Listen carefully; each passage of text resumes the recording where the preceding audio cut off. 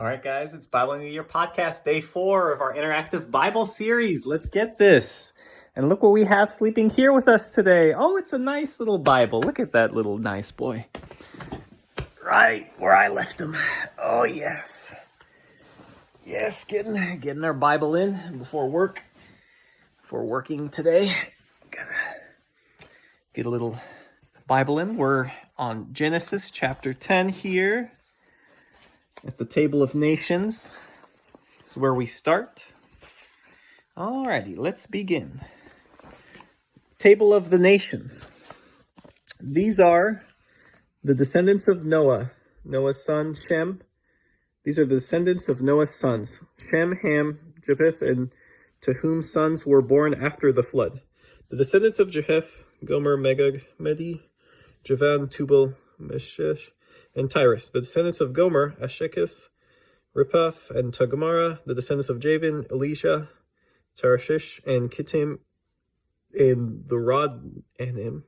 These are the descendants of Japheth, and from them sprang the maritime nations in their respective lands, each with its own language by their clans.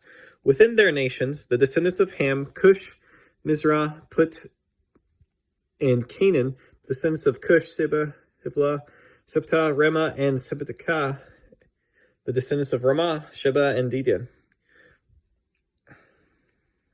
Cush became the father of Nimrod, who was the first potentate on the earth. He was a mighty hunter by the grace of the Lord. Hence saying, like Nimrod, a mighty hunter by the grace of the Lord. The chief cities of his kingdom were Babylon, Erech, and Akkad, all of them in the land of Shinar.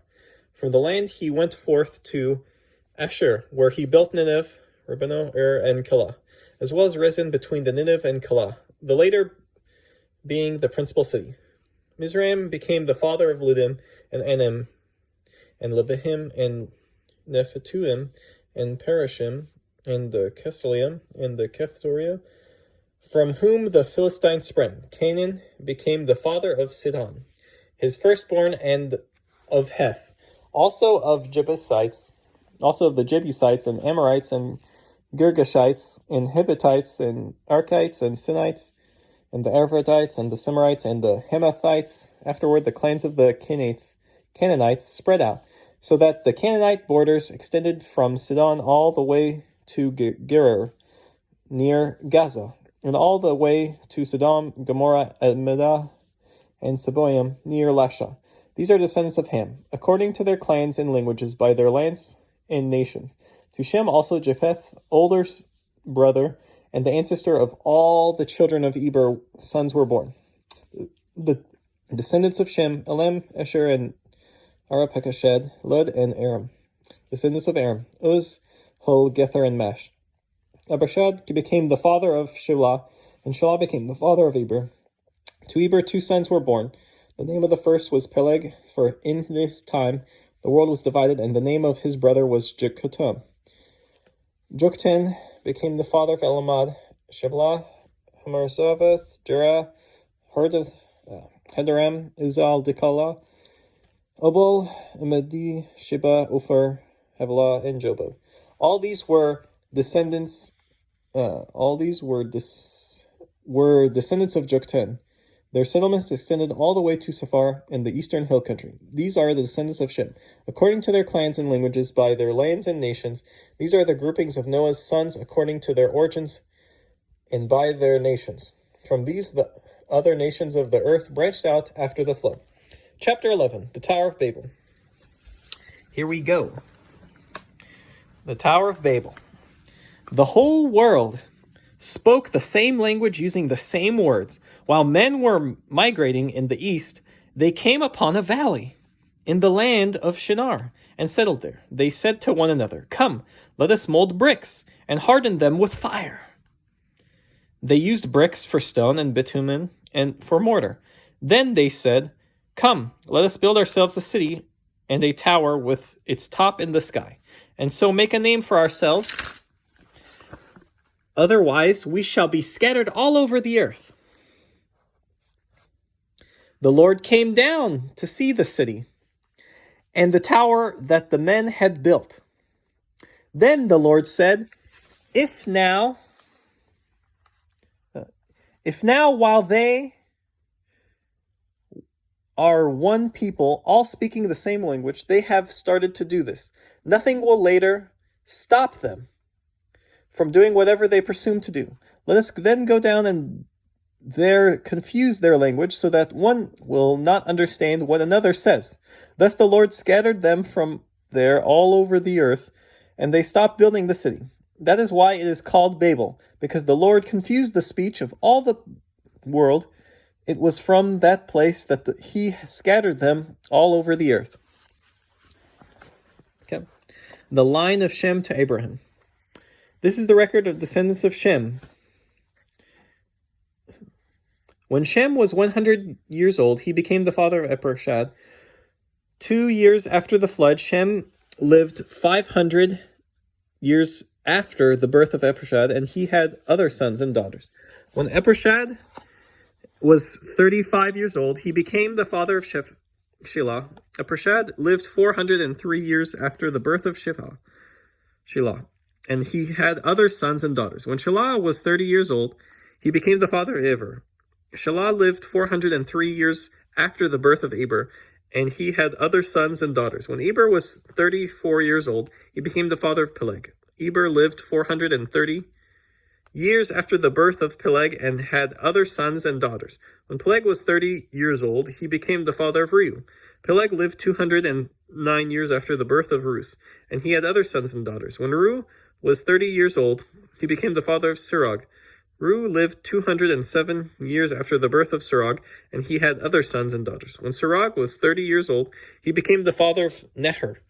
Serug lived 200 years after the birth of Neher, and he had other sons and daughters. When Neher was 29 years old, he became father of Terah.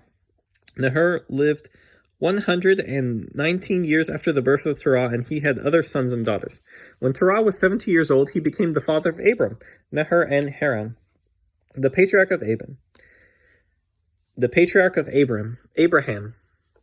Terah, this is the record of the descendants of Terah. Terah became the father of Abram, Neher, and Haran became the father of Lot. Haran died before his father Terah in his native land in the Ur of the Chaldeans. Abraham and Neher took wives. The name of Abram's wife was Sarai, and the name of Neher's wife was Milcah, daughter of Haran, the father of Milcah and Iscah. Sarai was barren; she had no child. Terah took his son Abram, his grandson Lot, son of Haran, and his daughter-in-law Sarai, the wife of his son Abram, and brought them out of Ur and the Chaldeans to go out to the land of Canaan.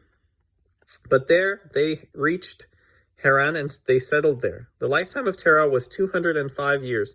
Then Terah died in Haran. Abraham's call and migration. The Lord said to Abram, "Go forth from the land of your kinsfolk and from your father's house to the land that I will show you. I will make you a great nation, and I will bless you.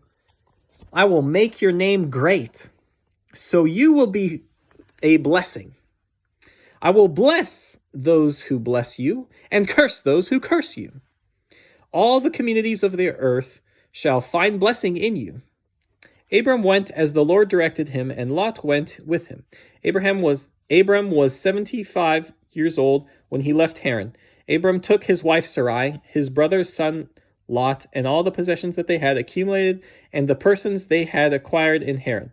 And they set out for the land of Canaan. When they came to the land of Canaan, Abram passed through the land as far as the sacred place at Shechem, by the terebinth and of Moreh. The Canaanites were then in the land. The Lord appeared to Abram and said, "To your descendants I will give you this land." So Abram built an altar there to the Lord who had appeared to him. From there he moved on to the hill country east of Bethel, pitching his tent with Bethel to the west of Ai. To the east he built an altar there to the Lord and invoked the Lord by name. Then Abram journeyed on stages to the Negeb. Abram and Sarai in Egypt. There was famine in the land, so Abram went down to Egypt to sojourn there, since the famine in the land was severe. When he was about to enter Egypt, he said to his wife Sarai, I know well how beautiful a woman you are. When the Egyptians see you, they will say, She is his wife. Then they will kill me, but let you live. Please say, therefore, that you are my sister, so that it may go well for me on your account, and my life may be spared for your sake. When Abram came to Egypt, and the Egyptians saw how beautiful the woman was, and when Pharaoh's courtiers saw her, they praised her to Pharaoh. So she was taken into Pharaoh's palace. On her account it went very well with Abram, and he received flocks and herds, male and female slaves, male and female asses, and camels. But the Lord struck Pharaoh and his household with severe plagues because of Abram's wife Sarai. Then Pharaoh summoned Abram and said to him, How could you do this to me? Why didn't you tell me she was your wife? Why did you say she is my sister, so that I took her for my wife? Here then is your wife. Take her and be gone.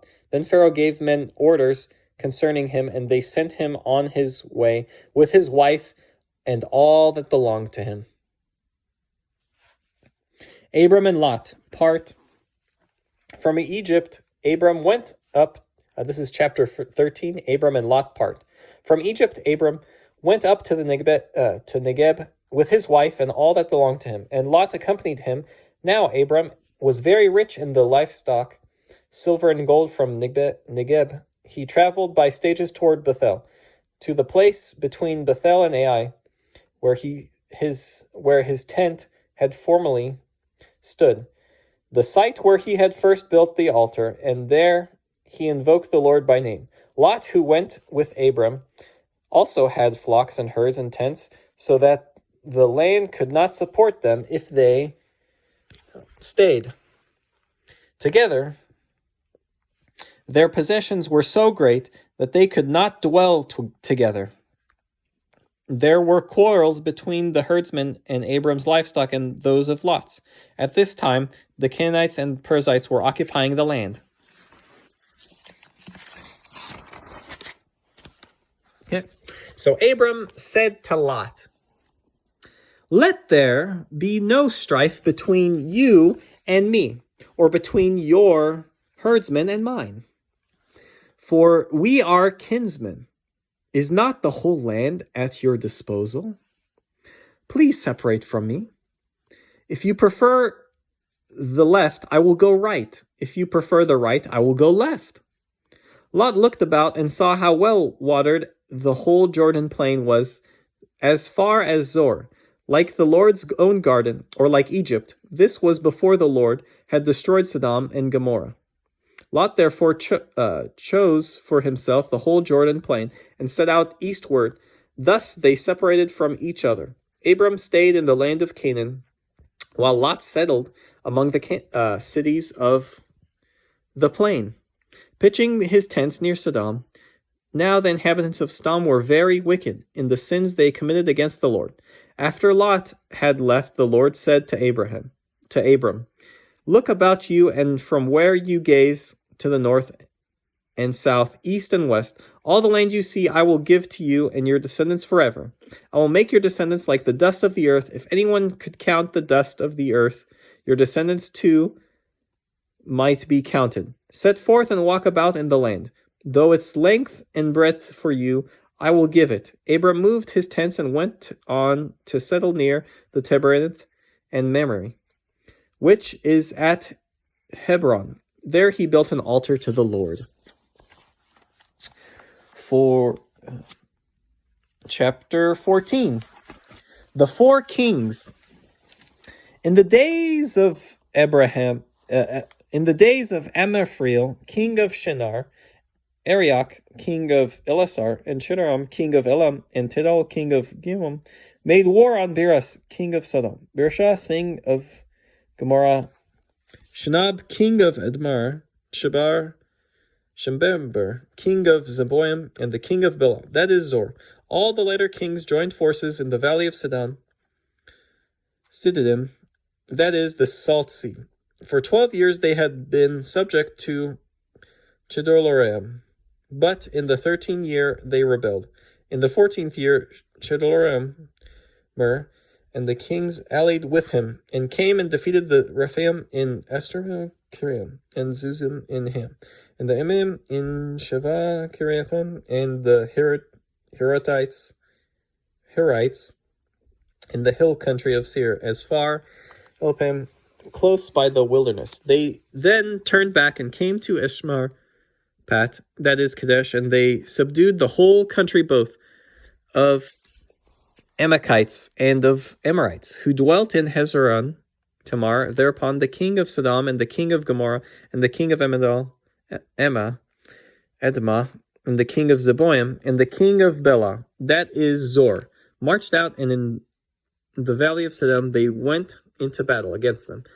Against Chedorlaomer, king of Elam, Tidal king of Goim, Eraphimel king of Shinar, and the Arak king of Eleazar. 4 kings against 5.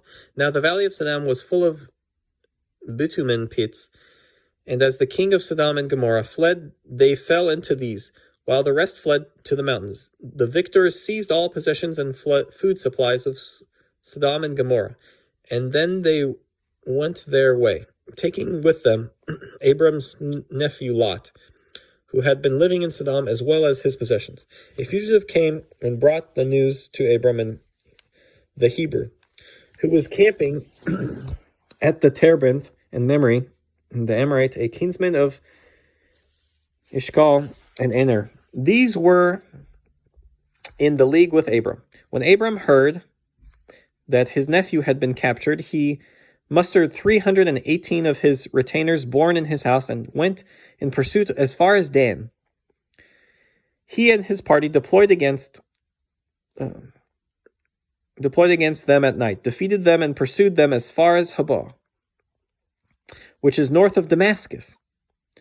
He recovered all the possessions, besides bringing back his kinsman Lot and his possessions along with the women and the other captives. When Abram returned from his victory over Chedorlaomer and the kings who were allied with him, the king of Sodom went out to greet him in the valley of Shavah, that is the king's valley. Melchizedek, king of Salem, brought out bread and wine, and being a priest of God Most High, he blessed Abram with these words: Blessed be Abram by God Most High, the creator of heaven and earth, and blessed be God Most High, who delivered your foes into your hand. Then Abram gave him 1/10 of everything. The king of Sodom said to Abram, Give me the people, the goods you may keep. But Abram replied to the king of Sodom, I have sworn to the Lord, God Most High, the creator of heaven and earth, that I would not take so much as a thread or a sandal strap from anything that is yours, lest you should say, I made Abram rich. Nothing for me, except that my servants have used up and the share that is due to the men who joined me, Aner, Eshcol, and Mamre. Let them take their share.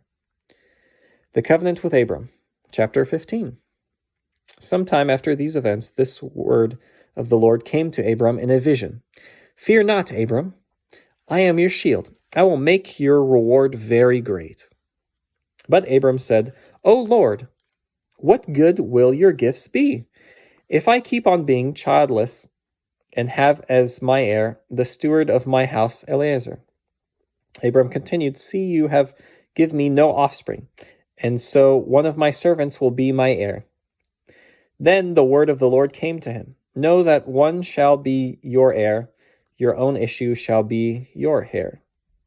He took him outside and said, Look up at the sky and count the stars, if you can. Just so, he added, shall your descendants be. Abram put his faith in the Lord, who credited it to him as an act of righteousness. He then said to him, I am the Lord who brought you from Ur of the Chaldeans to give you this land as a possession. O Lord God, he asked, how am I to know that I shall possess it? He answered him, Bring me a 3-year-old heifer and a 3-year-old she-goat, a 3-year ram, a turtle dove, and a young pigeon.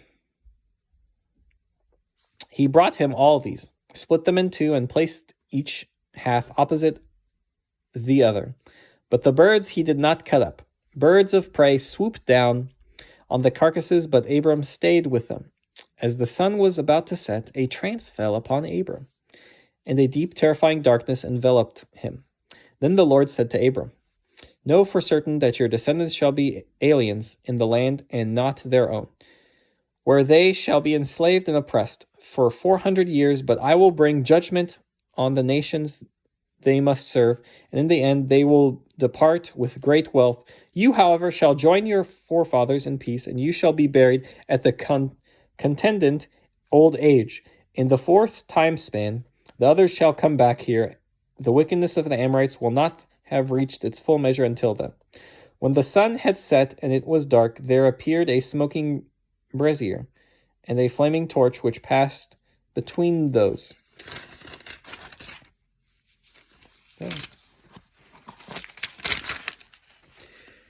Between those pieces. It was on the occasion that the Lord made a covenant with Abram, saying, "To your descendants I give this land, from the Wadi of Egypt to the great river, the Euphrates, the land of the Canaanites and Kezites, the Amorites and Hittites and Perizzites and Rephaim and Amorites and Canaanites and Girgashites and the Jebusites."